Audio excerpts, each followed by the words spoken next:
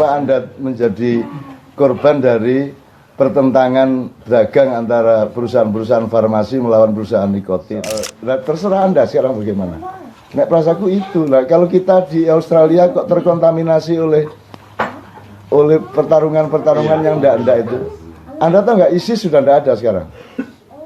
ISIS ini sekarang di Timur Tengah udah enggak ada. Enggak tahu tuh Anda.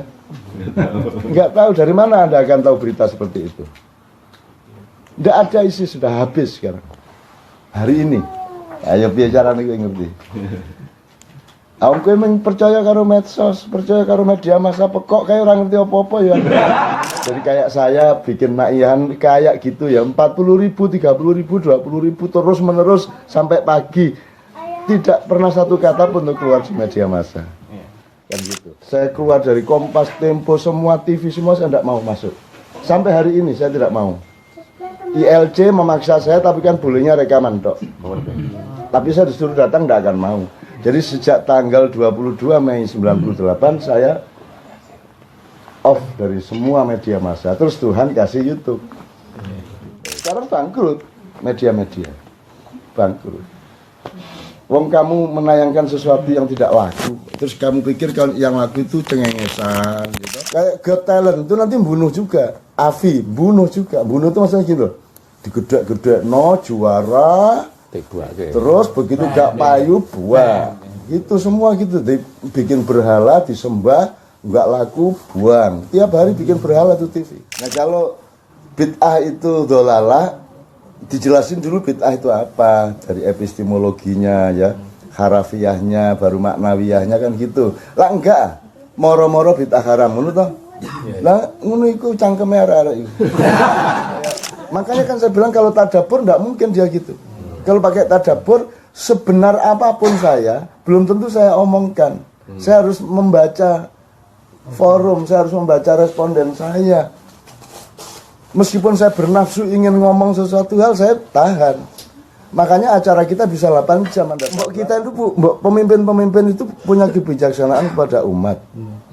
Misalnya gini, kok serabutan toh setiap khotib ngomong sakarpe, setiap NU ngomong sakarpe, Muhammadiyah ngomong sakarpe, mbok rapat MUI, Basul Masail NU, Majelis Tarjih dan majelis-majelis fikih yang lain dari kelompok lain rapat sebulan kalau perlu, nanti tak cariin biaya deh ya, rapat apa yang terpenting yang selama ini membuat perpecahan umat itu kita recovery secara fikih gitu ya.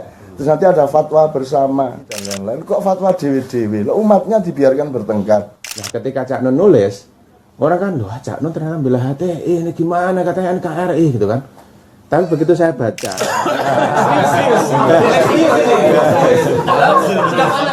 kan kata khilafah kan dari Allah. Maksud saya berani-berani. Kan Allah itu enggak menciptakan manusia kecuali untuk dijadikan khalifah. Kan saya hati-hati betul sama kata khalifah ini karena Tuhan yang bikin ya. Ada kok wani anti khilafah itu loh. Kon kok dibata ilatmu karo malaikat Israel kan. Ada kok wani gitu loh. Saya enggak berani mas. Felix Job beberapa hari kemudian setelah dia diusir, dibubarkan baru dia ke tempat saya. Terus Felix saya ajak ke pengajian NU. Diterima, disambut oleh Banser. Ini ekstra karena jawab ini ya. Felix ikut pengajian saya. Banser NU, terus semua menyangka sudah beres antara NU sama HTI. Felix sendiri merasa wah sudah diterima saya. Ya ora aku diterima mergono aku le. Bukan saya hebat. Orang itu sama saya ndak tegaan hati. Kalau ada saya mereka ndak mau bikin buruk apapun. Karena mereka itu sayang sama saya. Itu bukan soal hebat. Ndak tega, ngono Cak Nun kok kon gak ribut sih rek kan gitu. Gitu loh. Jadi si Felix ini mulia di situ. Terus pulang juga diantar makan bareng sama rombongannya dan dia ikut pengajian juga gitu. Terus yang 3 orang itu dari Afrika, Eropa dan Asia. Yang dari Asia itu kita. Yang dari Asia itu anggota Majelis Umana itu kebetulan kakak saya. Jadi orang nomor 1 di Asia bahasa Arab itu kakak saya kebetulan. Jadi saya kalau ngomong bahasa Arab aku wani yo aku duwe sumber yo. Nah Allah ketika bikin Adam itu yang dia sebut bukan Adamnya, bukan manusianya, bukan Abdullahnya, tapi khalifahnya. Fungsinya Ngerti nggak Mas ya? Yang diomongkan Allah adalah fungsimu di masyarakat. Nah, khalifah itu adalah fungsi itu. Jadi fungsi pengelolaan. Jadi khilafah itu tata kelola. Gitu loh. Kok orang kok terikat pada kata khilafah terus paranoid? Kan gitu. Bagaimana Anda ini kok gampang menparanoid? Saya itu merdeka dari semua kata-kata kok. Karena saya harus taat kepada makna yang aslinya kan gitu. Jadi sekali lagi khilafah bagi saya itu benih. Dia kalau tumbuh bisa jadi republik, enggak apa-apa. Jadi kerajaan, enggak apa-apa. Kesultanan, monggo. Komunitas tok, tribe tok, enggak apa-apa. Gitu loh kalau saya. Terserah bentuknya yang Anda sepakati. Kok NU anti khilafah bagaimana? Kalau anti khilafah versi HTI masih oke. Gimana sih? Kalau anti khilafah kan celaka dong kita. Wong itu konsepnya Allah. Allah enggak bikin kita kecuali untuk jadi khalifah. Maka bekal kita adalah khilafah, tugas kita adalah khilafah. Masa gitu aja enggak bisa memahami coba. Masa cuma saya bilang khilafah NKRI, terus teman-teman ngomong, "Cak Nun kok pro HTI?" Ya apa sih? Aku iki mek nyeret wedhus kok anggap wedhus sih lah. Aku mlebu kandang PT ono Cak Nun kloro saiki lho. Bagaimana nih kaum intelektual modern ini? Bagaimana sih? Kenapa semua kok enggak punya ketangguhan intelektual, enggak punya koridor ilmu. Sekarang NU ya khalifah, Muhammadiyah ya khalifah, semua ya khalifah. Bahkan tidak hanya semua manusia itu khalifah. Inni ja'ilun fil ardi khalifah. Kalau ini amami, yamini, yasari, khalfi. Jadi khalifah itu yang berdiri atau yang berjalan di belakang. Namanya khalifah. Di belakang siapa? Di belakang Rasulullah. Jadi Allah, Rasulullah, kita. Nah kita ini orang yang berjalan di belakang Rasulullah. Jadi khalifat itu sesudah saya. Jadi Anda antri imigrasi di airport, man khalifati gitu. Siapa yang sesudah saya ngono. Lagi belajar bahasa Arab yo gak gelem, moreng-moreng ae.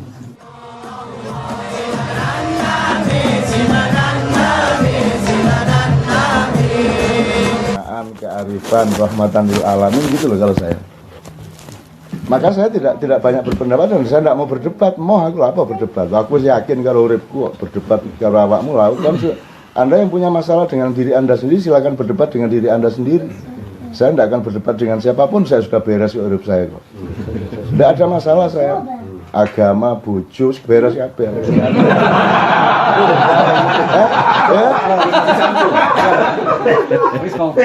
Masalahnya tinggal satu itu aja. Masalahnya tinggal orang kok mau dibodohi secara ilmiah tentang rokok. Cuman itu loh kalau masalah. Tapi itu nggak usah diterusin. Jadi yang belum clear cuma ini toh. Itu pun saya toleran loh. Itu pun saya tidak memaksakan diri. Saya tidak apa-apa kok. Saya tidak apa, tidak ngerokok juga tidak apa-apa. Cuman Anda jangan tidak jujur kepada rokok. Anda jangan tidak jujur kepada tembakau. Rekam. Anda jangan. Tapi ini juga tidak penting ya. Kenapa Anda mau ditipu oleh Bloomberg? Kenapa Anda menjadi korban dari pertentangan dagang antara perusahaan-perusahaan farmasi melawan perusahaan nikotin? Kenapa Anda pendapat Anda mengenai sehat tidaknya sesuatu itu berdasarkan kapitalis, tidak berdasarkan ilmu? Kenapa Anda tidak mau mengetahui, tidak mau mengakui bahwa rokok kretek itu urusannya bukan kuliner tapi medis? Jadi kalau saya merokok itu obat saya. Tandanya kalau saya tidak merokok, kalau begitu saya tidak merokok, Anda bisa lihat, Cak Nun mesti sedang sakit. Kalau saya merokok berarti sehat walafiat. Udah tahu, tidak usah diperpanjang soalnya. Dan kita terusin soal tadabbur, Mas. Tawaran saya begitu. Jadi kan kayak kita kumpul di sini. Ya terserah kon fakultas opo, terserah kon NU atau Muhammadiyah, tapi ketika kita kumpul, kita bikin apa-apa, outputnya itu teamwork. Betul, kejujuran, kebijaksanaan bersama kan begitu. Pokoknya kita hindarkan segala hal yang menciptakan friksi. Kalau di Indonesia Mas, friksi itu kalau di atas itu memang dibikin. Kalau di bawah itu karena itu tadi, karena tidak ada tadabbur. Jadi kalau di bawah kan misalnya ada masjid-masjid yang ada kalau sholat di situ dipel. Kalau weweh ditumplek gitu loh Mas ya. Kenduran itu haram, tahlilan haram gitu-gitulah. Itu yang bikin orang bertengkar. Itu yang asli memang dari tafsir-tafsir Islam yang melahirkan perpecahan. Semua tafsir itu semua melahirkan perpecahan. 100%. 4 mazhab coba. Emang Syafi'i, Hanafi, Hambali, satunya tadi Maliki, emangnya dia pernah mau bikin mazhab? Yo tanya sama dia. Anda ke kuburan sana. Tanya, panjenengan riyen ndamel mazhab nang mboten? Ora aku. Aku iki meng ditakoni wong aku jawab. Kok terus dadekke mazhab? Kok terus dadekke aliran? Kok terus dadekke institusi? Kok jadi brand, jadi label? Mereka tidak punya niat seperti itu. Itu loh. Maka saya seluruh gerakan saya itu tak ancam dadi aliran tak tahu nyuraimu kan. Pokoknya tidak boleh ada label, tidak boleh ada kultus, tidak boleh ada institusi yang di wilayah kita tidak boleh. Saya bikin ini kalau Anda orang NU supaya NU Anda lebih NU dan lebih Islam. Anda tetap NU ojo terus pindah ikut golongan saya bukan golongan. Saya ini ruang. Saya bukan perabot kan itu. Kira-kira Mas, soal terserah Anda sekarang bagaimana. Nek perasaku itu. Nah, kalau kita di Australia kok terkontaminasi oleh pertarungan yang enggak itu. Anda tahu nggak ISIS sudah enggak ada sekarang. ISIS ini sekarang di Timur Tengah udah enggak ada. Enggak tahu tuh Anda. Enggak tahu dari mana Anda akan tahu berita seperti itu. Enggak ada ISIS, sudah habis sekarang. Hari ini. Ayo piye carane kowe ngerti. Aku kowe percaya karo medsos, percaya karo media massa pekok kayak orang ngerti apa-apa ya. Beneran loh Mas. Padha pekok. Loh, ini ISIS udah enggak ada Mas, sudah habis. Dihabisin sekarang. Cuman karena yang menghabisi ini bukan Amerika, bukan Inggris, bukan Saudi, tidak diberitakan. Itu loh Mas. Jadi orang boleh orang dimuat berbuat baik asal pro penguasa kan gitu. Jadi kayak saya bikin maian kayak gitu ya 40.000, 30.000, 20.000 terus menerus sampai pagi. Tidak pernah satu kata pun untuk keluar di media massa. Kan gitu. Meskipun aku juga gak paten gak karena urusan aku gitu ya. Di YouTube keluar. Loh, YouTube terbongkar kan lah. Enggak, kalau YouTube itu memang oleh Allah dibikin untuk saya.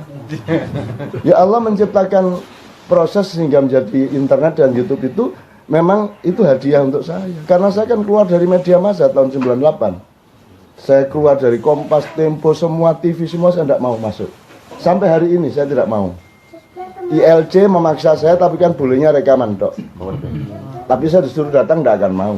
Jadi sejak tanggal 22 Mei 98 saya off dari semua media massa. Terus Tuhan kasih YouTube. Yes. Sekarang bangkrut media-media. Bangkrut. Wong kamu menayangkan sesuatu yang tidak laku, terus kamu pikir kalau yang laku itu cengengesan gitu. Wayang wong mati. Semua mati, tidak ada lagi. Pelawak itu mati Mas. Mana ada pelawak sekarang? Sing ono wong cengengesan. Kita tidak melahirkan lagi Bagito. Apalagi kok Bagio. Basio. Tidak ada lagi manusia sekali itu. Karena dibunuh semua. Kayak Got Talent itu nanti bunuh juga. Avi bunuh juga. Bunuh itu maksudnya gitu. Digedek-gedek juara. Terus begitu gak payu buang. Itu semua gitu. Bikin berhala disembah, nggak laku buang. Tiap hari bikin berhala tuh TV. Jadi kalau yang namanya iblis dan dajjal itu benar-benar media massa di Jakarta itu Mas. Dan itu bilang sama mereka bahasa ngomong gitu, nggak ada masalah. Ono wonge tak omong ngono. Kan mulane kon dodol bakso ya tarek. Lah apa kon kabeh dadi wartawan ngene-ngene iki. Jual bakso sini. Halal jelas. Sana agennya Bu Ade sana.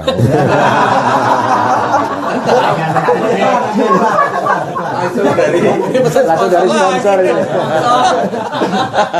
Ya gitu Mas kira-kira ya, monggo. Ini saya agak melebar ke media segala ya. Ayo silakan. Yang itu.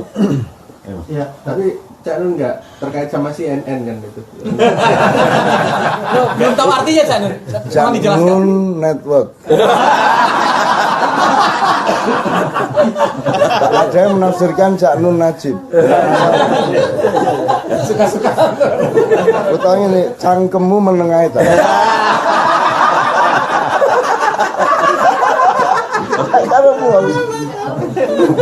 Di Indonesia itu Mas, orang pakai jaket, pakai kaos itu apa dia pernah baca apa ya? Enggak pernah. Terus opo ae pokoknya ono kaos digawe. Mas yo ISIS yo digawe. Termasuk kalau arit ya. Iya, Termasuk betul, kalau iya, bagi dia itu kaos. Jadi hari pagi ini becak kaos PDIP, engko ternyata kudanan terus ganti kaos P3, ya gak masalah. Indonesia tidak ada hubungannya itu. Cak, Ya. Nun sewu. Di sini kan ya bukan permasalahan. Di sini kan banyak apa namanya kalau kita dengar khotbah gitu, terutama khotbah Jumat. Itu selalu yang diangkat dalam awal dari khotbah Jumat itu sendiri itu selalu bahwa bid'ah itu adalah semua bid'ah itu ada dolalah. Jadi hadis tentang bid'ah yang dolalah gitu. Cak. Terus itu yang mungkin menjadikan ya salah satu sebab kenapa ada sedikit perpecahan, ada sedikit friksi antara yang mengatakan bahwa bid'ah itu dolalah dan sebagainya dengan yang menganggap bid'ah itu ada yang baik, ada yang buruk. Kalau lo Cak Nun gimana Cak? Nah, mereka menjelaskan nggak bid'ah itu apa? Kan khotibnya mestinya ngomong gitu. Saudara-saudara, gedhok itu terbuat dari ketela pohon. Ketela pohon itu ditanam di tanah yang begini. Ada ularnya yang membawa gini-gini, maka gedhok itu haram, begitu. Nah, kalau bid'ah itu dolalah, dijelasin dulu bid'ah itu apa dari epistemologinya ya, harafiahnya, baru maknawiyahnya kan gitu. Lah enggak, moro-moro bid'ah haram ngono toh. Lah ngono iku cangkeme arek-arek iku. Apa? Belum tahu CNN. Maksud saya gini, mbok dijelaskan dulu supaya, makanya kan saya bilang kalau tadabbur enggak mungkin dia gitu. Kalau pakai tadabbur, sebenar apapun saya, belum tentu saya omongkan. Saya harus membaca forum, saya harus membaca responden saya. Meskipun saya bernafsu ingin ngomong sesuatu hal, saya tahan. Makanya acara kita bisa 8 jam, Anda tahu. 8 jam karena saya tidak mungkin melukai mereka, tidak mungkin mengecewakan mereka secara agak ekstrim. Sehingga mereka kerasan sampai jam piro ae kerasan, jam 3, 4, 5. Nek gak ono subuh mesti bablas jam 8, jam 9. Untung ada subuh. Itu Mas. Karena kita menjelaskan semua. Jadi saya ingin Mas, Allah itu al-badi. Jadi Allah itu maha pembid'ah. Terus kan piye nek bid'ah iki dolala, tak kandhane Gusti Allah, sampean dikek dolala sampean. Bid'ah itu sekali lagi bid'ah itu membikin sesuatu yang sebelumnya belum pernah ada. Misalnya Gus Mus mengatakan itu kalau sampai Jumatan ditambahin itu bid'ah besar. Tapi Gus Mus ya gak jelas no ya. Maksudnya kita besar ya apa kan seolah-olah Jumatan lalu di gerakan 212 itu bid'ah segala macam. Lu memang bid'ah. Belum pernah ada orang 7 juta Jumatan di jalan raya kan gitu. Itu kan bid'ah namanya. Gabungan antara 7 juta Jumatan sama jalan protokol, itu bid'ahnya di situ. 7 jutanya enggak bid'ah, Jumatannya enggak bid'ah, jalan protokolnya bid'ah. Begitu digadokno. Bid'ah itu sama dengan kopi dikai sambel, bid'ah. Nek gak percaya coba ambil kopi terus kasih sambel. Lah gebres-gebres sampai. Jelas ya Mas ya? Nah menurut saya kasusnya seperti yang saya omongkan pertama, ndak arif, ndak bijaksana, mbok dijelasin kepada umat. Dan sebentar, saya tanya gini, mbok kita itu, mbok pemimpin-pemimpin itu punya kebijaksanaan kepada umat.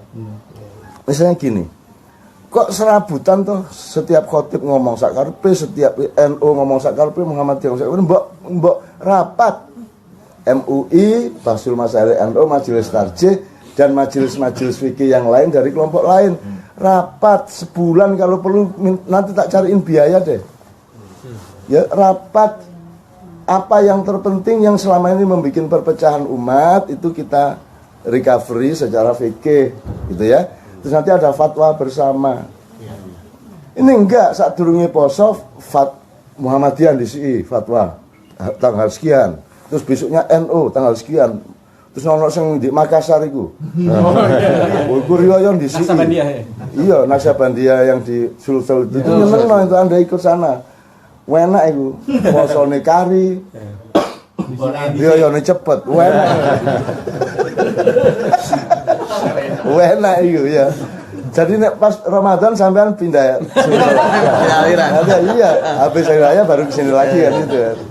Gitu Mas, coba. Menurut saya kan fatwa bersama. Kalau sampean tadi mengatakan siapa tadi? Sampean tadi yang mengatakan fatwa bersama. NU, Muhammadiyah, ya Basul Masail, Majelis Tarjih, MUI dan lain-lain. Kok fatwa dewi-dewi? Umatnya dibiarkan bertengkar. Akhirnya saya kan di daerah kan gimana Cak, ini yang bener yang mana? Ya bener kabeh. Milih sing enak. Gitu saya. Pokoknya naik poso milih sing kari, riyo milih sing cepet. Sepakat, tenang aja. Sing tanggung jawab yang berfatwa. Kok di akhirat lho, kowe kok wis poso, kok posone kari. Lho, niki kok sing fatwa ngono to. Lah dia yang masuk neraka, kita masuk surga. Lah terus piye Mas? Lah masa kita dibikin friksi-friksi bingung-bingung terus. Udah jauh-jauh ke sini masa masih friksi. Iya toh Mas, ya enggak lah. Di sini kan sini aman Pak, kecuali Iqbal. Kecuali yang bikin problem Iqbal. ya monggo Ditulis. Betul Kak. Nyambung sedikit ya persoalan bid'ah tadi. Ini sebenarnya asik kalau masuk ke YouTube itu Cak Nun .2 Allah Maha Pembid'ah. Wah, udah itu langsung masuk liberal gitu ya. Sebentar. Maksud saya begini. Kalau melihat ini cara Cak Nun menguraikan masalah atau menjelaskan masalah. Jadi katakanlah ketika kita sudah alergi dulu dengan kata bid'ah. Tadi kita aja semua begitu bilang kita harus bid'ah itu pada ketawa kan. Padahal sebenarnya akar maknanya secara epistemologis, harfiah dan sebagainya harus dielaborasi dulu gitu kan ya. Apakah cara seperti itu juga yang membuat Cak Nun beberapa waktu yang lalu nulis tentang khilafah itu ya? Karena kan beberapa kaget, loh kok Cak Nun gini? Tapi ketika saya coba baca, itu semacam mendudukkan konsep khilafah itu bukan sekedar makna khilafah sebagaimana yang dipahami publik selama ini gitu. Selama ini kan marketer khilafahnya HTI gitu. Jadi ketika kita bicara khilafah, menyebut kata khilafah, orang khilafahnya HTI ini kan. Padahal ternyata kalau saya baca dari katakanlah FPI punya konsep sendiri, katakanlah kerjasama antar dunia Islam. Mereka punya cita-cita untuk membuat mata uang bersama antar dunia Islam. Itu beda banget dengan HTI gitu. Nah ketika Cak Nun nulis, orang kan, loh Cak Nun ternyata bela HTI, ini gimana katanya NKRI gitu kan. Tapi begitu saya baca, khilafah di situ adalah mendudukkan konsep khilafah sebagaimana tugas kekhalifahan manusia gitu. Itu kalau saya tafsir atas Cak Nun. Ini belum sampai tadabbur ya Cak ya. Saya baca tafsir atas tulisan Cak Nun. Apakah seperti itu? Ini terus terang titipan dari banyak teman. Mbok takok ke itu kok Cak Nun kok nulis sendiri. Oh tadi malam kita nanya. Jadi biar masalah nih. Sebagai sebagai intel berbayar. Bangga Cak. 4 juta. bukan soal kita tuh enggak. Menurut saya kita itu kuliahnya salah, cara nyari ilmunya salah. Menurut saya gitu loh. Jadi kita tuh ketika mendapatkan rasa manis itu kita punya kesimpulan yang salah mengenai hulu hilirnya rasa manis. Dan apalagi khilafah, wong saiki legi ya gak ro. Sekarang Anda itu membedakan wajah sama cantik aja ndak bisa mengurai kok. Air sama ombak itu aja nggak bisa kok. Airnya bisa Anda ambil, ombaknya ndak bisa. Misalnya gitu ya. Itu sing paling gampang nek gak dadi. Wong sak dunya lho, Mas. Maka saya tuh ketawa-ketawa iki gak iso diandalkan menungso di dunia iki. Wis taek kabeh. Jadi sekarang kalau saya mau jawab dia ya. Sudah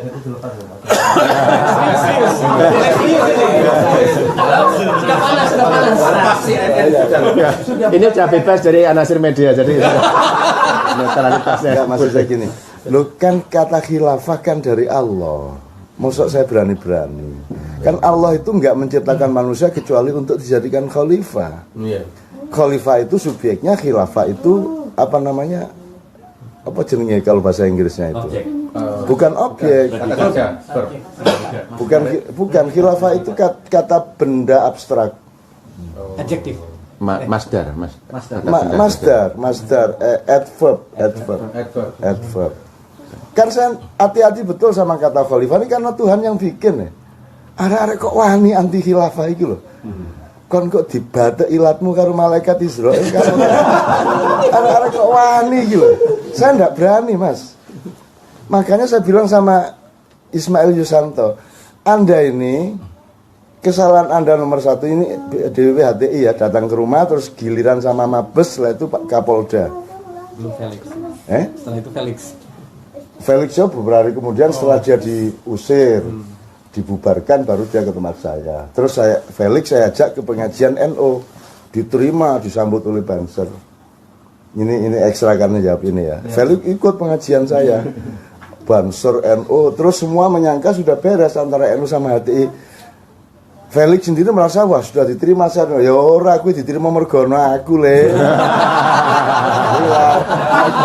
Nek ora ana aku kowe ya diusir. Iya, mungkin dipukulin juga. Kalau sekarang kamu masuk ke sana lagi ke tanpa saya. Kalau ada saya, bukan saya hebat. Orang itu sama saya ndak tegaan hati. Kalau ada saya mereka ndak mau bikin buruk apapun. Karena mereka itu sayang sama saya. Itu bukan soal hebat. Ndak tega, ngono Cak Nun kok kon gawe ribut sih rek kan gitu. Gitu loh. Jadi si Felix ini mulia di situ. Terus pulang juga diantar makan bareng sama rombongannya dan dia ikut pengajian juga gitu kan.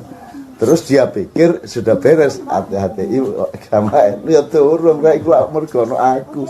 Nek gak percaya runu meneh kon lak karo ya. Oke ya, tak terusin khilaf. Jadi gini Mas, saya itu berani ngomong epistemologi karena saya punya marja. Ya saya karena nyuwun sewu di dunia ini urusan bahasa Arab itu ada majelisnya, namanya Majelis Umana. Majelis Umana itu adalah 9 orang yang jadi ada majelis beranggotakan 9 orang di bawah kerajaan Arab Saudi, tapi internasional skalanya, yaitu menjaga bahasa Arab seluruh dunia. 6 orang itu dari negara-negara Timur Tengah, Arab, Mesir, Syria, gitu-gitu ya, Yaman. Terus yang 3 orang itu dari Afrika, Eropa, dan Asia. Yang dari Asia itu kita. Yang dari Asia itu anggota Majelis Umana itu kebetulan kakak saya. Jadi orang nomor 1 di Asia bahasa Arab itu kakak saya kebetulan. Jadi saya kalau ngomong bahasa Arab aku wani yo, aku duwe sumbernya yo. Betul. Dan semua yang saya omongkan di tulisan khilafah itu kan tidak mungkin tidak saya ajukan kepada kakak saya toh. Secara kebahasaan, secara apa tafsir, secara apa konstelasi apa segala macam mesti tak rekonfirmasikan. Oke, jadi saya karena masuk ke khilafah. Bedanya HTI sama saya bilang sama Ismail Yusanto dan teman-teman. Kalau Anda itu khilafah itu sudah prasmanan makanan. Pokoknya mejanya harus gini, nasinya harus gini, sayurnya harus ini gitu sudah jadi. Sementara NKRI adalah prasmanan yang lain yang Anda mau berabrik Anda ganti dengan prasmanan Anda. Bagi saya khilafah itu bukan prasmanan makanan, itu benih saya bilang. Khilafah itu benih. Jadi kayak benih kedelai, benih jagung, benih ya. Jadi itu masih benih, khilafah itu belum bentuk, dia belum, ibarat bayi masih janin, dia belum bayi. Apalagi lah kalau hati kan sudah dewasa, sudah jelas konsepnya. Saya bilang di dunia ini tidak ada negara, tidak apa-apa kok. Kenapa harus terikat pada skala negara? Sehingga Anda mau mengganti NKRI dengan khilafah. Di dunia kan negara gak apa, Rasulullah gak pernah loh bernegara, Mas. Rasulullah tuh tidak pernah kerungu negara loh, gak tahu deh. Terus tak konfirmasikan, NU aja gak ngerti kok.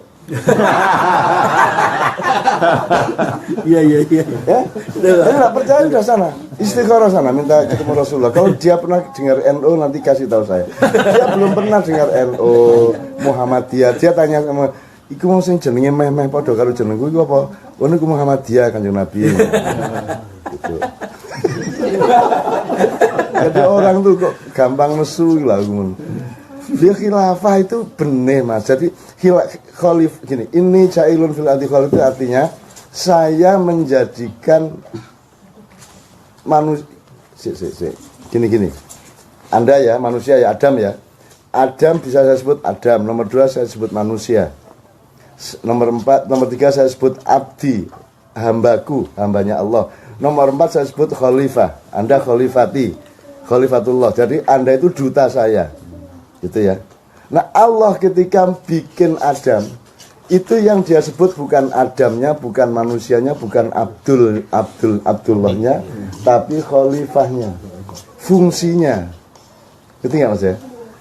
Iqbal, sarjana, apa misalnya ya? Sarjana sastra, terus kepala apa di Indonesia? Projo yang jelas. Dia projo. Nah, yang kita omongkan ini bukan Iqbal dari mana, Iqbal ini sarjana apa. Yang diomongkan Allah adalah fungsimu di masyarakat. Nah, khalifah itu adalah fungsi itu. Jadi fungsi pengelolaan. Jadi khilafah itu tata kelola. Gitu loh. Kok orang kok terikat pada kata khilafah terus paranoid? Kan gitu. Bagaimana Anda ini kok gampang menparanoid? Saya itu merdeka dari semua kata-kata kok. Karena saya harus taat kepada makna yang aslinya kan gitu. Oke, jadi sekali lagi khilafah bagi saya itu benih. Dia kalau tumbuh bisa jadi republik, enggak apa-apa. Jadi kerajaan, enggak apa-apa. Kesultanan, monggo. Komunitas tok, tribe tok, enggak apa-apa. Gitu loh kalau saya. Terserah bentuknya yang Anda sepakati. Sama dengan ketela, mau jadi gedok monggo, mau jadi keripik monggo, enggak masalah. Itu sesuai dengan kesepakatan kesepakatan komunitasnya. Sekarang kalau HTI mau bikin begitu, mbak runding dulu sesama Islam dulu, runding ke PP Muhammadiyah, ke PBNU kan gitu. Mestinya ojo tuh ndek Senayan khilafah. Akhirnya semua orang salah paham. NU sampai anti khilafah itu lah. Gusti Allah kaget loh, kok NU anti khilafah? Kok NU anti khilafah bagaimana? Kalau anti khilafah versi HTI masih oke. Gimana sih? Nek anti khilafah itu kan sampean menyinggung hatinya Allah. Piye to ki bocah-bocah iki? Piye to tak gawe ra iso ngising apa piye? Kan gitu. Kan gitu. Kalau anti khilafah versi HTI oke, tapi kalau anti khilafah kan celaka dong kita. Wong itu konsepnya Allah. Allah tidak bikin kita kecuali untuk jadi khalifah. Maka bekal kita adalah khilafah, tugas kita adalah khilafah. Masa gitu aja tidak bisa memahami coba. Masa cuma saya bilang khilafah NKRI, terus teman-teman bilang, "Cak Nun kok pro HTI?" Ya apa sih? Aku iki mek nyeret wedhus kok anggap wedhus sih lah. Aku mlebu kandang PT ono Cak Nun kloro saiki lho. Bagaimana nih kaum intelektual modern ini? Bagaimana sih? Kenapa semua kok enggak punya ketangguhan intelektual, enggak punya koridor ilmu gitu loh. Makanya sama setan pada takut. Makanya kalau ngimami, ayo dirapatkan softnya supaya tidak diisi setan. Setan yang guyu, loh, saya ndak butuh soft. Aku sudah di dalam hatimu kok. Nek aku ngimami Mas, makanya aku mau ngimami loh Mas sampai hari ini. So nek aku ngimami, Ayo setan sing ngerti sembahyang musisan gini. Ayo setan iblis dajjal kalau mau ikut sholat sekalian sini. Gitu kalau saya. Enggak terus dirapatkan softnya. Kok rapatnya nih terus kon sujudmu piye, rukukmu kon malah susah. Mestinya renggang dong. Kan gitu Mas. Waktu tahiyat akhir kan butuh ruang Ruang untuk 1,3 1,4. Kok malah disuruh rapet iki loh. Gitu loh. Enggak ngerti juga saya. Jadi orang sekarang tuh masuk anginan. Didik masuk angin, didik demam. Krungu khilafah demam, krungu apa demam gitu loh Mas. Kok mbembet ngene arek-arek kayak gitu. Jadi saya kan pakai bahasa Jawa Timur ya Mas. Jadi, paham ya Pak ya? Jelas ya. Kalau ikbannya jelas nih, Cak. Tapi Jadi gini, temennya khilafah. setan di dalamnya. Khilafah pada periode Adam adalah pengenalan tadarusul alam. Tadarus itu mengenali alam. Anda kalau sekolah mereka harus mengerti level. Kalau Anda SD itu tadarus namanya, tadris main namanya madrasah. Kalau Anda setelah tadarus Anda mulai taklim. Tafhim itu SMP lah gampangnya gitu. Jadi mafhamah, SMP itu mafhamah, al-madrasah al-mafhamah SMP berapa. Nek SD al-madrasah apa. Terus nanti kalau SMA maklamah, Anda mulai mempelajari sesuatu yang Anda pahami itu. Tidak hanya tahu dan paham daun, tapi mengetahui hal-hal yang lebih detail mengenai daun itu namanya maklamah. Kalau sudah kuliah itu namanya ma'rofah.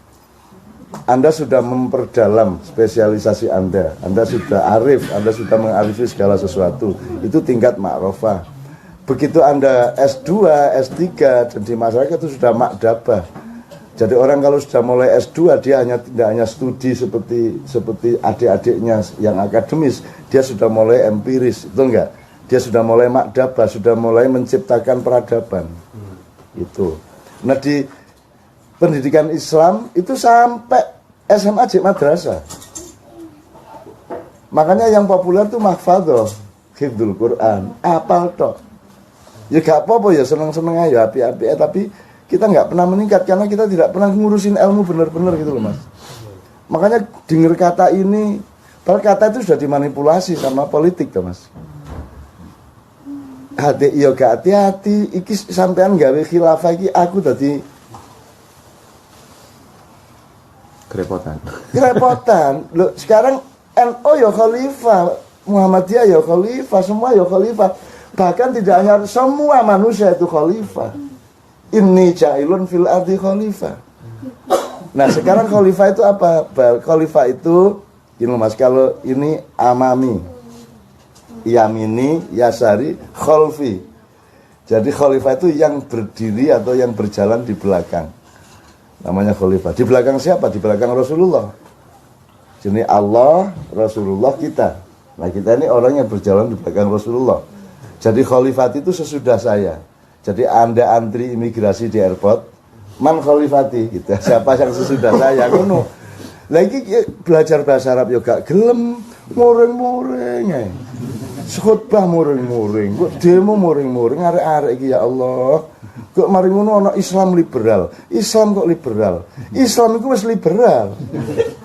Islam itu artinya liberation, to liberate. Itu aslama yuslimu itu liberate. Kalau Islam liberation gitu kan. Kalau Islami liberal. Kalau mau pakai bahasa loh. Dan Islam liberal itu berarti PT ayam alas. Wes PT ayam. Ya arek-arek. Ya kayak aku nek di desaku biyen ono PT ayam alas rek. Ayam alas itu kan berita dari daerah Melayu bahwa ada ayam yang berasal dari alas atau hutan. Terus masuk ke desa saya, di desa itu yang namanya PT, yang namanya ayam kan PT. Nah itu PT ayam alas, sama dengan Damar Strongking. Strongking itu mereknya Petromak. Nah di desa saya yang namanya Petromak itu Damar. Damar apa rek? Damar Strongking itu maksudnya Petromak. Sama kalau di Jogja, Hondamu apa? Honda saya ya Kawasaki. Kawasaki. Kamu langganan KR apa? Saya langganan KR Kompas. Padahal KR itu nama koran. Karena intelektual aja ikut gitu dong. Itu kan orang kampung. Masa orang intelektual ikut gitu khilafah marah. Lu iki neng Hondamu merek apa? Ya di Indonesia kan gitu. Nyenengke gue aku. Gitu loh. Jadi teman sekalian menurut saya kita adalah subjek yang bisa merekatkan kembali semua itu dengan kita mulai dengan subuh bareng begini ini wes beres. Apa tuh hanya emang bedanya NU sama Muhammadiyah apa? Hampir tidak ada loh Mas, bahkan terbalik Pak ya. Pak saat sampean lah ide karo Yai Hamid, sampean tahu berguru nang Cak Nur. Cak Nur itu NU. Semua orang menganggap Cak Nur itu bukan NU toh. Cak Nur itu NU, Nurholis Majid. Udah sampean baca surat-suratnya. Saya punya dokumentasinya Cak Nur. Semua orang menyangka dia itu Masumi, Muhammadiyah. Enggak, Cak Nur itu NU. Jadi para Madinah itu sebenarnya NU dulu.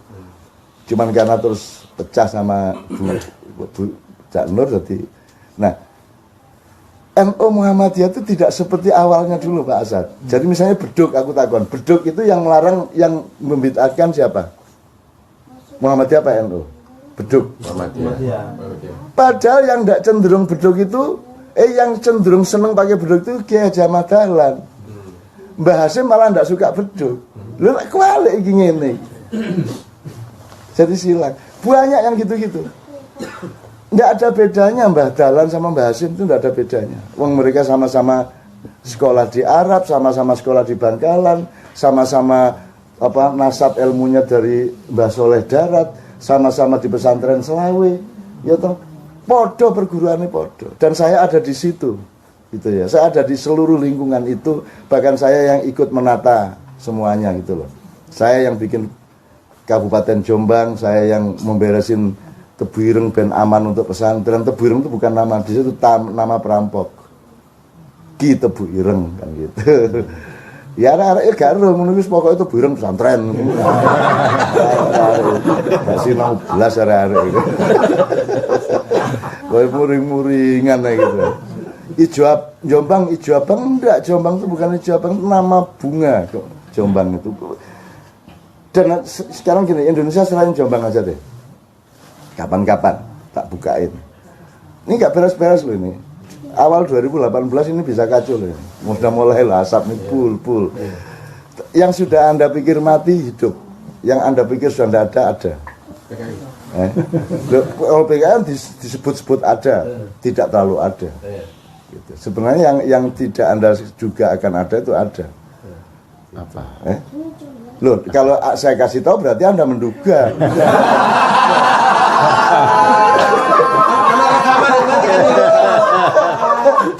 Ya, jos ya. Yes. Mata nulis. Jatuh nulis ya. Mau tanya aja lu. Pokoknya pagi ini tuh tumbalnya Iqbal. Oke Mas, pokoknya itu tadi ya, alur kita kan soal friksi.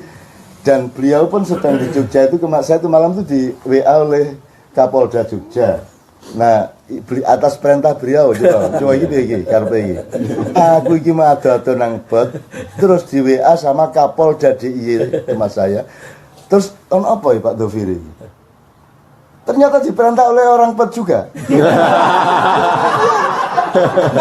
Iya, bulat ya. Bulat. Jadi ketika HTI 2 hari sebelum dibubarkan, semua DPP HTI datang ke Kadipiro ya, ke markas saya.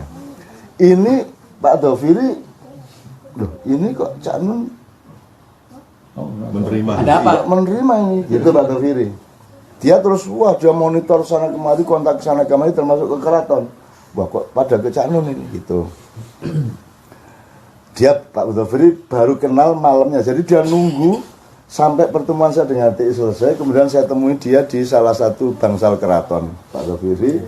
Terus saya terima dia jam 12 malam sampai jam 2, karena HTI-nya pulang sekitar setengah 12.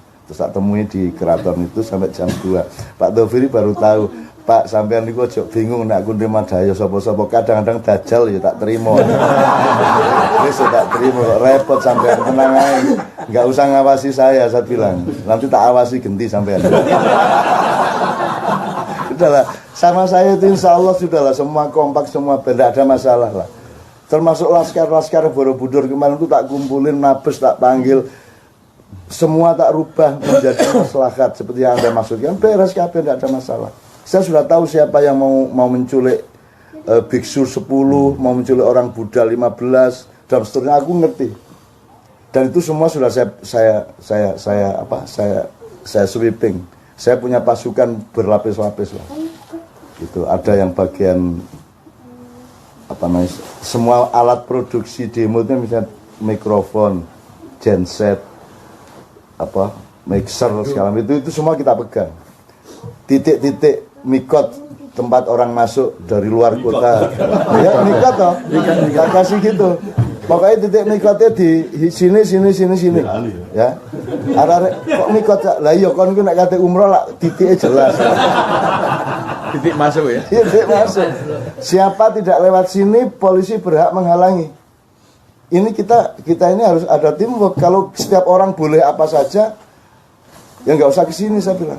Gitu loh. Saya juga boleh menolak Anda. Kalau setiap orang boleh apa saja, saya boleh menolak Anda. Jangan ngomong demokrasi sama saya. Saya kesini, saya mau semua ini karena saya bersedekah kepada Anda semua, bukan karena saya punya kewajiban. Itu kan gitu, Pak. Nah, itu yang kadang-kadang teman-teman lupa, dipikirnya saya berkarir, dipikirnya saya ini menggunakan hak saya. Enggak, aku hak opo aku. Sing tak ambil mah hak rabi tok. Kena kabeh. Gitu ya, Mas ya.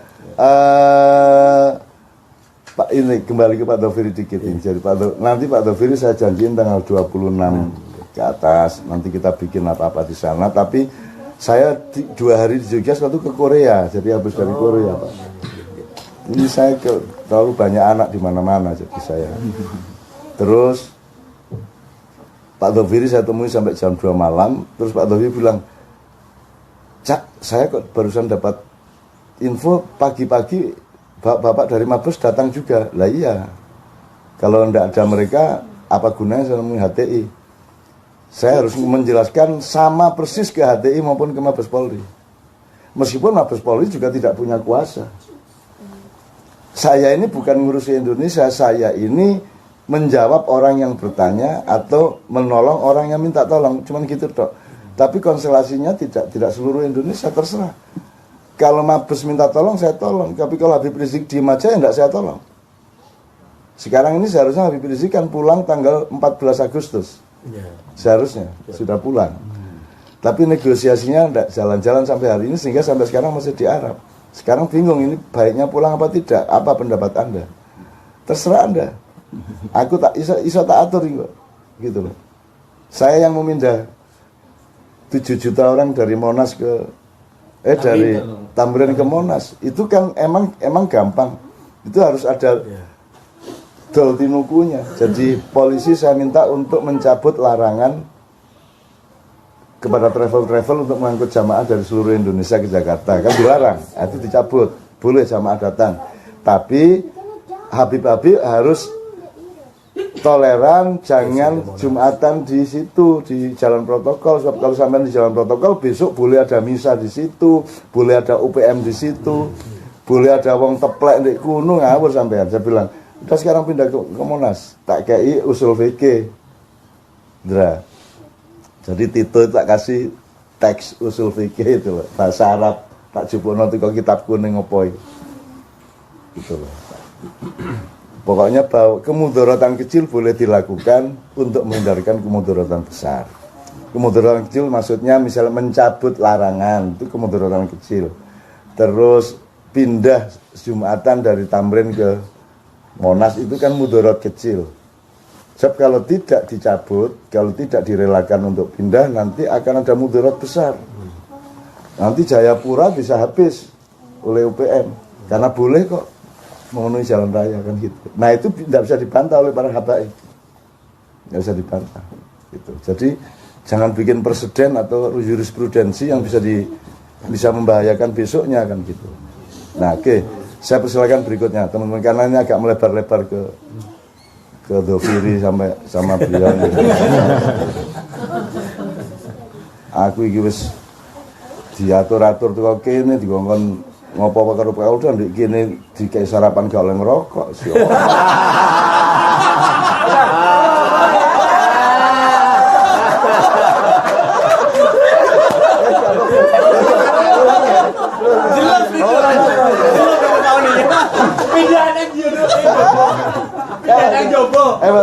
Enggak. Saya itu seneng keindahan. Jadi itu kan kalau kita bikin drama kan harus ada kalimat seperti itu. Itu tidak berarti iya. Saya enggak berarti saya ngomong gitu. Itu saya sedang bikin naskah drama. Wis ajane besok. Ya Mas, silakan Mas. Ya. Saya ada concern masalah tadi Cak Nun bilang masalah pendidikan, masalah keilmuan ini memang penting. Jadi kita gampang sekali terpancing tanpa ilmu tadi. Terus salah satu yang sekarang ini lagi rame itu masalah sejarah. Gimana sih pengetahuan kita terhadap sejarah kita sendiri itu gimana? Karena saya pernah baca salah satu buku Cak Nun ya, Selilit Sang Kiai itu, waduh, fenomenal menurut saya itu ya. Jadi penulis ya kayak Felix itu sejarah itu, apalagi dia ngomong masalah Islam itu harus lengkap gitu loh. Sejarah itu harus lengkap supaya nanti yang disampaikan ke masyarakat itu juga nyampe dan runtut gitu. Jangan sampai kalau sejarah, makanya sekarang PKI itu korban atau jadi bingung gitu loh. Semua pada gampang bingung gitu gara-gara pemahaman terhadap sejarah itu kurang. Gimana Pak? Pak, tadi dijemput sama Wahyu. Saya koordinasi sama Pak Ansori. Mbak Fia. Iya. Ada. Ya, oke. Belum nyampe. Enggak, ini kok malah Mbak Fia tanya kalau sudah mau balik ke sana bilang gitu. Berarti belum koordinasi. Oke, saya ngomong tentang sejarah Mas. Ini juga wilayah yang sangat terbengkalai Mas. Padang Blasur nak cara Jawa nih. So apa ya? Amburadul lah. Jadi pertama secara metodologi amburadul. Konstelasi data-data dan bahan-bahannya amburadul. Terus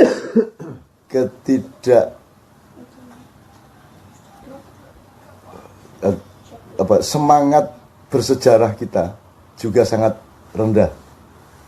Termasuk para sejarawan itu pokoknya keset ya, kesel ngerti ini alur yang dia ketahui gitu toh.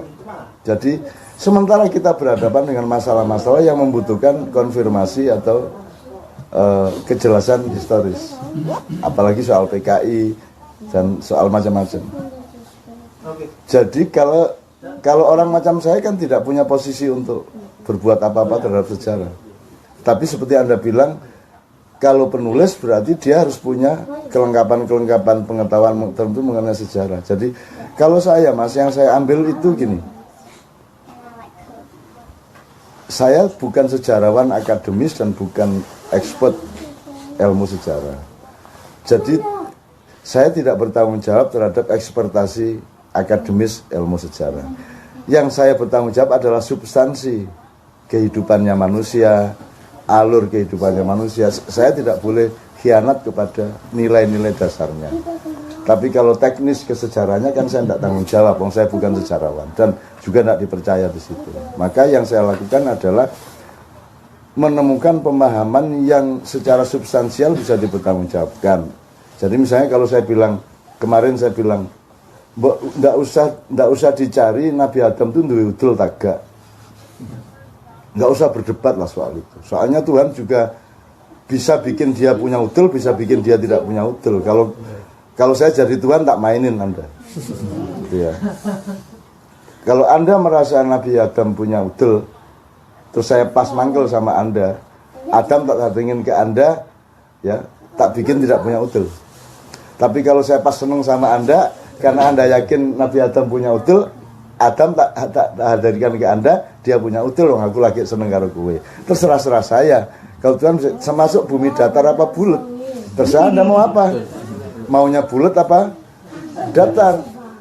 Pokoknya kalau Anda maunya datar, karena saya kasihan sama Anda, tak bikin mata Anda tampak datar. Itu datar. Bisa enggak? Kan yang Anda lihat ini kan bukan faktanya, tapi kan pertemuan dengan Persepsi. Ya persepsi kornea dan spektrum mata kita. Kan cahaya enggak ada. Cahaya itu kan hasil pertemuan dari pantulan benda-benda tertentu kepada struktur apa namanya itu, spektrum mata Anda itu gitu. Oke. Jadi kembali ke sejarah. Kalau saya menghemat diri untuk tidak memperdebatkan apa yang sudah tidak mungkin Anda perdebatkan. Nanti orang Madura bilang, orang Gajah Mada itu orang Madura ya. Oh ya kemarin lah. Iya, itu Sumpah Palapa itu aslinya lapa-lapa. Makanya kan orang Madura yang baca, makanya Sumpah Palapa. Orang Madura jual sate sampai Kanada, mereka bikin kota di sana, Ronto. Karena orang Madura jadi Toronto kan gitu. Nah, kita nggak usah berdebat, kita nikmati aja. Wong itu fakta atau tidak kan kita nggak terlalu substansial gitu loh. Nabi Khidir itu masih hidup apa tidak, ya sudah biarin. Nabi Muhammad tinggi badannya berapa, ada yang tahu? Ya nggak usah kita perdebatkan, berapapun nggak apa-apa, bukan itu intinya. Mbah Hasyim kulitnya hitam, apa coklat tua, apa agak kuning, kan nggak tahu juga Anda. Murid terakhirnya itu kakaknya Pak Hasyim Muzadi, sinten Pak Yai Mukhid, sudah meninggal. Yai Mukhid 2 tahun yang lalu meninggal. Sahabat saya juga gitu ya. Itu dia yang tahu. Jadi kita nggak perlu perdebatkan. Nah sekarang Anda mau bagaimana ini? Wong sekarang orang anak sekarang ini Soekarno dia nggak tahu. Pak Harto dia nggak tahu. Kadoan ya Pak Harto. Mega gimana itu loh anak sekarang nggak tahu. Anaknya Bung Karno berapa jumlahnya kalau ada yang tahu di sini? Tak traktir. Anaknya Bung Karno piro?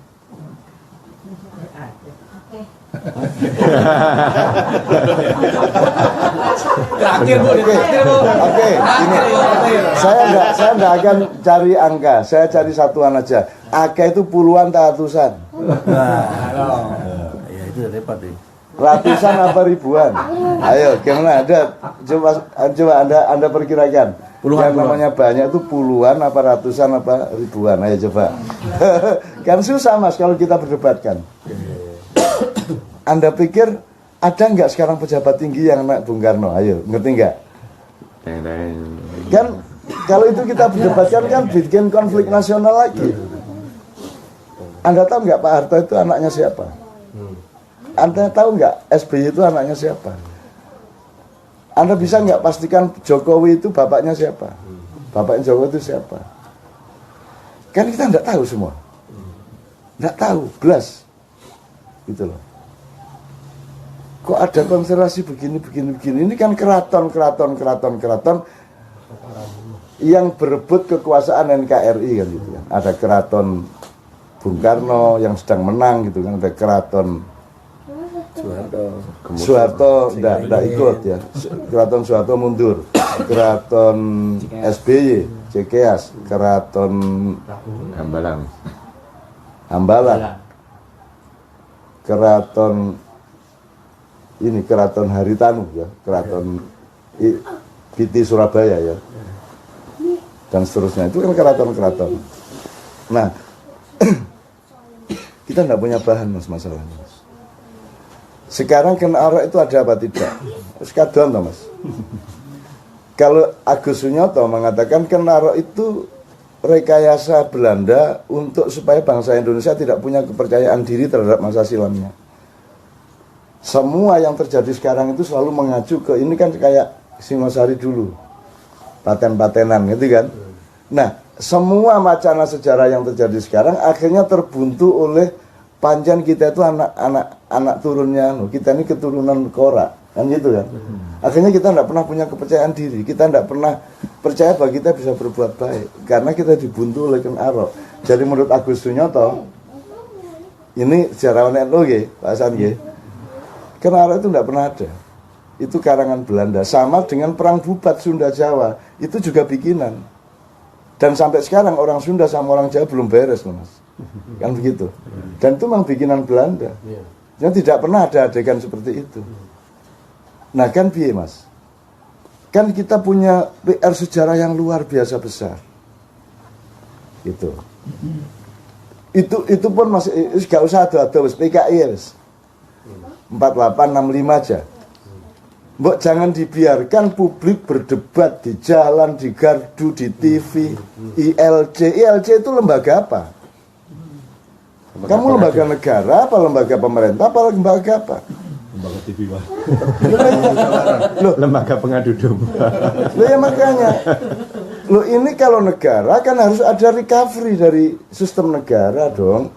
Mestinya ada simposium disponsori presiden sama DPR bareng, atau kalau perlu Mahkamah Konstitusi memberi fatwa bahwa diperlukan satu simposium sejarah 3 sampai 1 minggu, 3 hari sampai 1, misalnya semua ahli sejarah dari berbagai aliran, semua tokoh-tokoh yang masih ada kaitan sejarah dengan G30S diundang bareng, kasih waktu kalau perlu 3 bulan penuh atau berkala, seminggu istirahat, seminggu lagi sampai beres, baru ngomong ke masyarakat. Gak mas diculno plul, wah wong teman-teman di ya apa negara ini? Masuk perintah lewat Twitter. Tiru-tiru Amerika. Tiru-tiru Amerika. Ya kalau dia kan empty inside. Kalau Donald Trump kan itu kan lambang dari apa itu Intel Inside. Kalau Trump kan kepalanya digambar terus ada empty inside.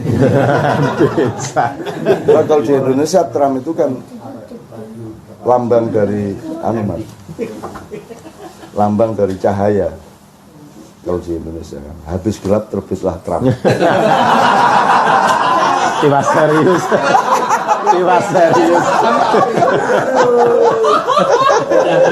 Lengrungnya tenan ya.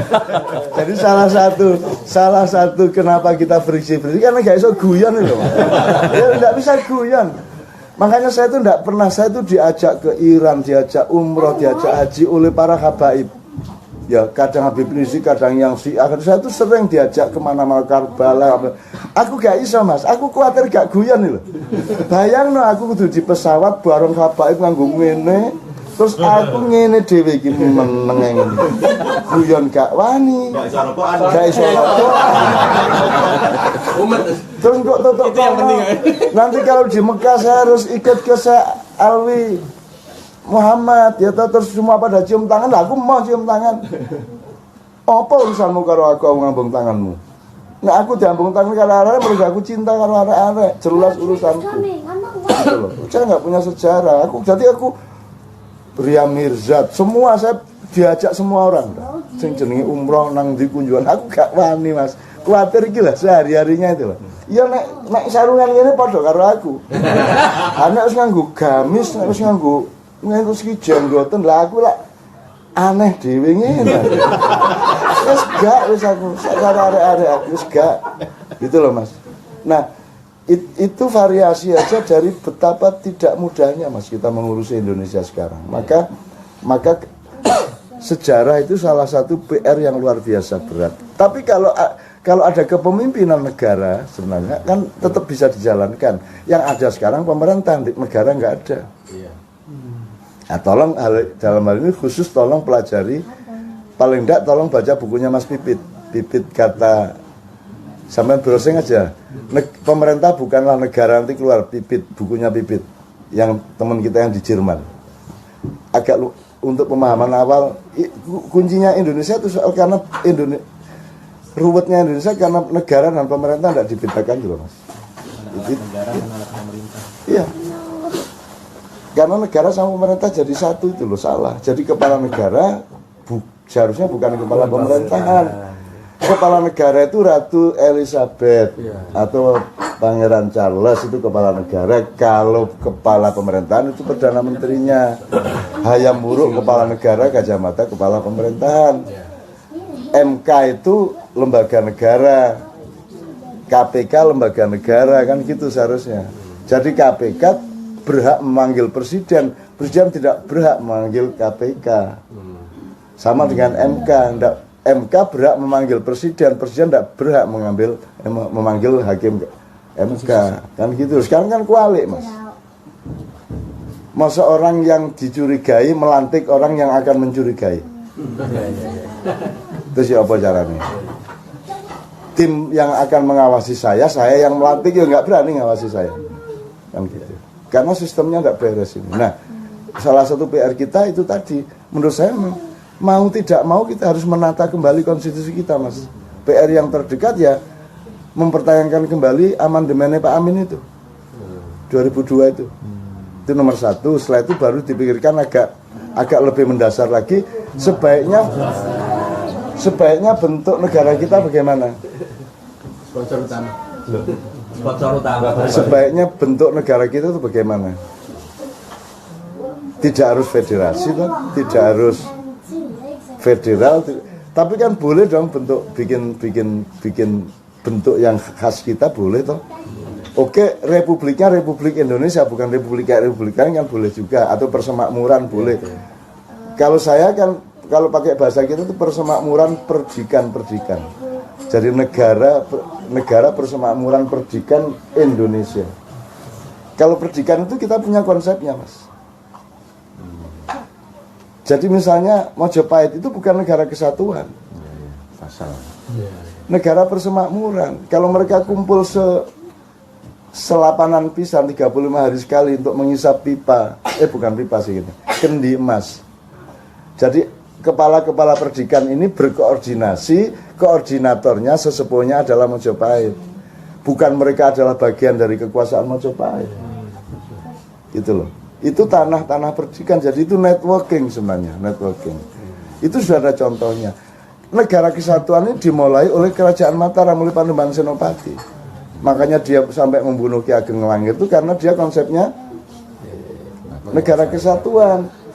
Nah, sementara Ki Ageng Langir loh, kenapa saya harus menjadi bagian dari Mataram?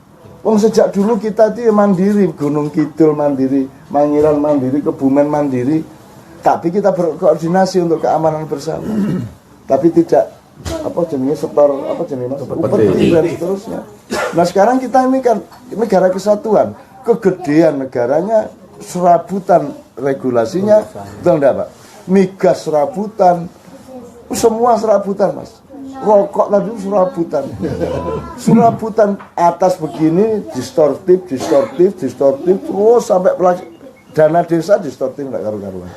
Kegedean tadi kemenyek koyok nyupir truk, wah gede truknya becak gorong iso kon nyupir truk sakno gede ini kan gitu masalahnya sekarang. Jadi menurut saya, nah bagaimana supaya Anda konkret di sini, apa di sini kalau ada teman-teman sejarah ya Anda yang bekerja nyicil itu. Kalau enggak, kita terus-menerus klaim-klaiman ini. Mungkin ya usul ke pemerintah itu untuk kenapa kok dibiarkan pendapat itu liar kemana-mana gitu? Kenapa enggak?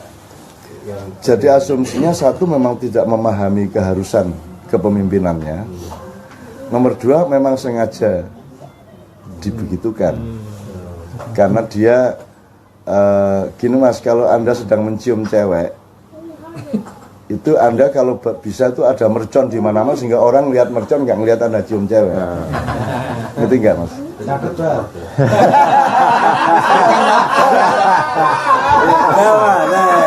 Lumayan buat detik, Bang. Royalti. Bisa kamu bahas. Walau alam kita tidak tahu. Masalahnya sekarang tidak ada yang dimandati Mas untuk memimpin negara. Jadi saya kesini ini kan sebenarnya bekal saya itu gini. Saya itu siapa toh? Saya tuh tidak punya ekspertasi secara ilmu, saya tidak punya mandat secara sosial politik, saya tidak punya saya tidak punya pijakan apa-apa. Saya cuma bersahabat tok gini, seduluran gitu tok. Kalau ngurusi Indonesia ya tolong tentukan dulu ini siapa negarawannya yang Anda kewajiban, siapa kepala pemerintahannya yang jelas. Kalau tidak jelas ya aku menengahi tak jarno, kecuali yang darurat kayak Borobudur kemarin, kayak 212 karena ada yang darurat saya jadi pemadam kebakaran. Kan profesi saya itu pemadam kebakaran, tukang tambal ban, terus apa keranjang sampah itu Pak. Lah ini loh, merintah saya untuk ngurusi kepemudaan di DIY lah, ini sopo. Ini beliau perintah melalui Kapolda. Terus Kapolda ini cak ini harus bagaimana ngono kuwi. Lah sing Kapoldane kowe kok takon. Kan gitu Mas. Gitu. Dan nyenengkan Indonesia itu Mas. Oke, monggo, gimana? Mungkin apakah pemahaman khilafah tadi itu sebenarnya mungkin justru sekarang mungkin sudah tercapai tapi tidak apa orang Sudah. tidak sadar. Anda ini berkeluarga dengan baik, sudah toh? Bojo beres, anak beres, sekolah beres, berjuang terus supaya tetap anaknya, supaya tetap akidahnya penuh. Ya sudah, itu khilafah dalam skala keluarga. Ada khilafah dalam skala organisasi, ada khilafah dalam skala komunitas, dalam semua itu khilafah. Khilafah tidak tunggal. Khilafah itu roh, bukan benda. Nek benda siji, loro, telu. Roh itu bisa berlaku di mana saja. Dirimu kepada dirimu adalah khilafah. Bagaimana Anda memelihara kesehatan Anda, kapan Anda makan, kapan Anda berhenti makan, ngerokok apa tidak, itu khilafah. Sehingga saya tidak mungkin melanggar khilafah itu. Kalau saya merokok, itu berarti sudah di dalam perhitungan khilafah. Ada kepepet loh ya. Udah tanda tanda. Gak. Saya ingin menyiksa. Lagi jatuh duluan aja kita ngobrolnya Mas.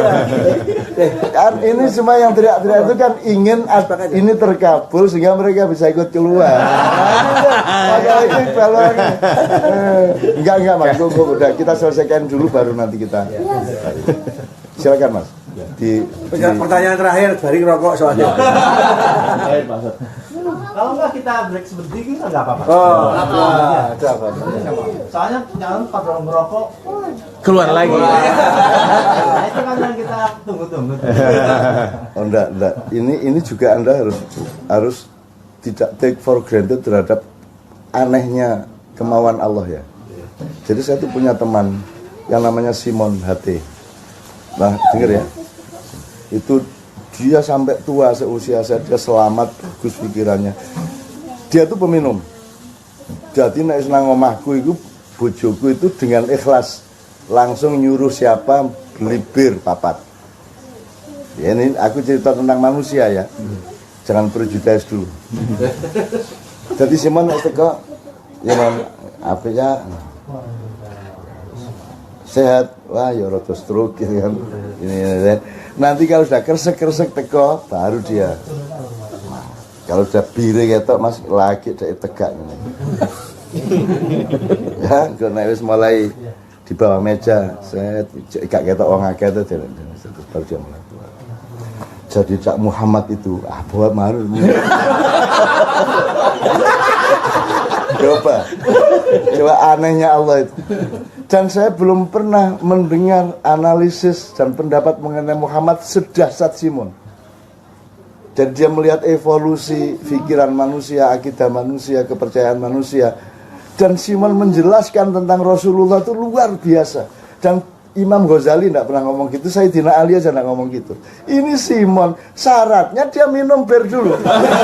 Bingung ini piye. Gusti Allah jane piye ta ya. Jadi Anda jangan Prejudis. iya, jangan terjuda, jadi jangan terlalu terkotak-kotak. Allah itu memberi fadilah min haitsu la yahtasib. Enggak mesti, Mas. Kadang-kadang kelihatannya kacau tapi ternyata Allah menyimpan hidayah di situ, kelihatannya alim tapi ternyata ada kuman di belakangnya kan gitu lah. Simon ini contoh. Pokoknya dia sudah minum bir, wah cerdasnya luar biasa. Jadi tapi saya tidak tergantung. Saya ngerokok enggak ngerokok tetap cerdas. Apa itu?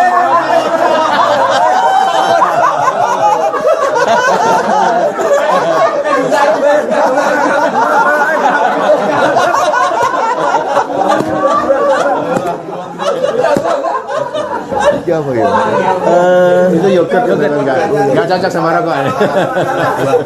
Wes aku enggak lagi enggak, aku enggak masalah loh, Jan. Karena kopi lagi. Iya. Kopi nih mana kopi.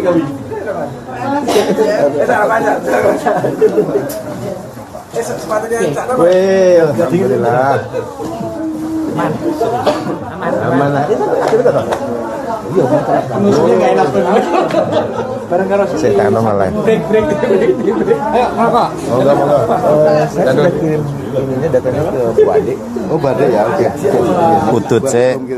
Saya nggak bisa WA soalnya. Nggak apa-apa. Apa? Nggak ada hotspotnya, nggak ada jaringan dan. Karena nomor Indonesia. Iya, iya. Nanti saya. Wifi ada wifi kan? Oh iya. Nah, kalau ada Mbak Dia saya bisa beli. Karena hotspotnya dia sudah. Saya minta selfie ya.